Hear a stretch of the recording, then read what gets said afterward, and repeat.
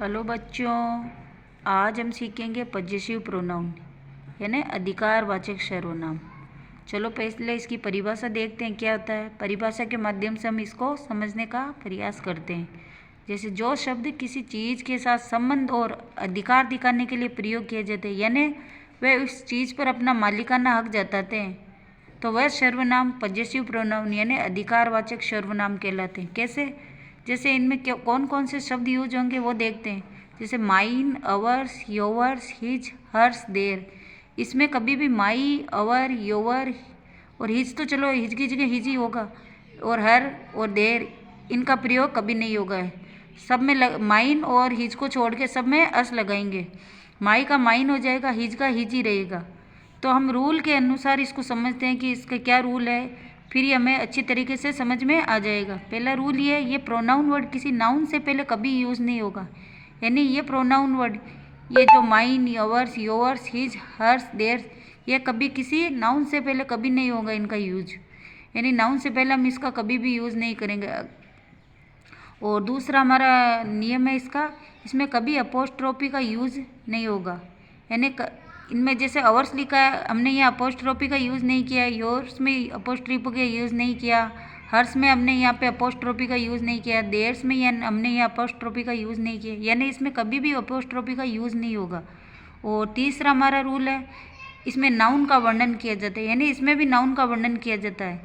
और चौथा हमारा रूल है, इसका प्रयोग वाक्य के शुरुआत या अंत में किया जाता है। यानी इसका प्रयोग हमेशा वाक्य के शुरुआत या अंत में होगा और इसका प्रयोग कभी वाक्य के बीच में नहीं होगा। यानी जैसे माई, अवर, योवर, इनका तो प्रयोग हम वाक्य के बीच में कर सकते हैं, लेकिन इनका प्रयोग हम वाक्य के शुरुआत या अंत में ही कर सकते हैं, बीच में कभी भी नहीं होगा।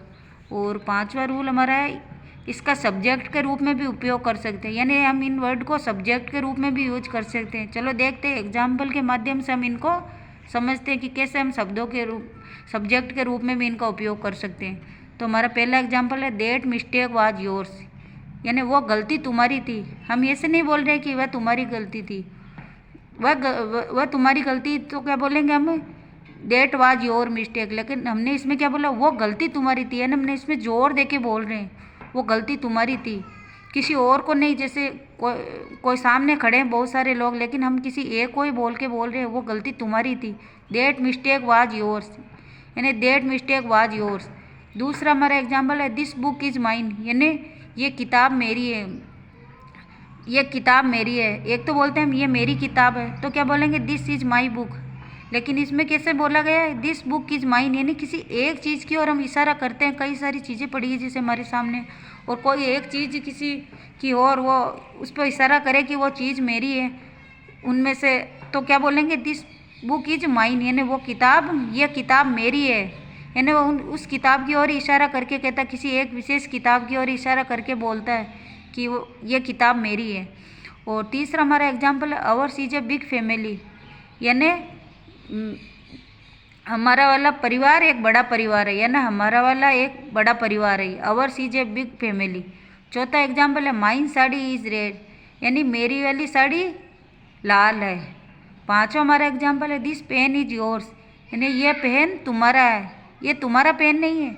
इसमें ऐसे नहीं बोलेंगे, दिस पेन इज योर्स, यानी ये पेन तुम्हारा है। और देखो इसमें हमने लास्ट में इनका यूज किया है, इसमें इसमें और इसमें हमने शुरुआत में इसका यूज किया है। ये देखिए इन एग्जाम्पल में, और इनमें देखिए हमने इसमें लास्ट में यूज किया है, और इसमें देखिए हम शुरू में इसका यूज कर रहे हैं। छठा हमारा एग्जाम्पल है, हर्स बैग इज वाइट, ने उसका वाला बैग सफ़ेद है। सातवां हमारा एग्जाम्पल क्या है, theirs school is far from here, यानी उनके वाली स्कूल यहाँ से दूर है। यानी हमने ये एग्जाम्पल से समझा कि इनको कहाँ, इन वर्ड को कहाँ यूज करेंगे, यानी पजेसिव प्रोनाउन का कहाँ यूज करेंगे। ये देखिए यहाँ पे हमने इसका यूज किया, यहाँ इसमें शुरुआत में किया हमने, यहाँ वापस हमने इसमें लास्ट में किया, यहाँ हमने शुरुआत में किया, इन दोनों लास्ट के सेंटेंस में। और इसका एक रूल और है, इसका प्रयोग हम बहुत सी वस्तुओं व्यक्तियों में से किसी एक को बताने के लिए भी कर सकते हैं। जैसे this is a book of mine, यानी बहुत सारी किताबों में से हम एक किताब हम किसी विशेष किताब की ओर इशारा करते हैं कि ये मेरी किताबों में से एक है, यानी this is a book of mine, यानी मेरी एक किताबों में से एक है। This is a book of mine.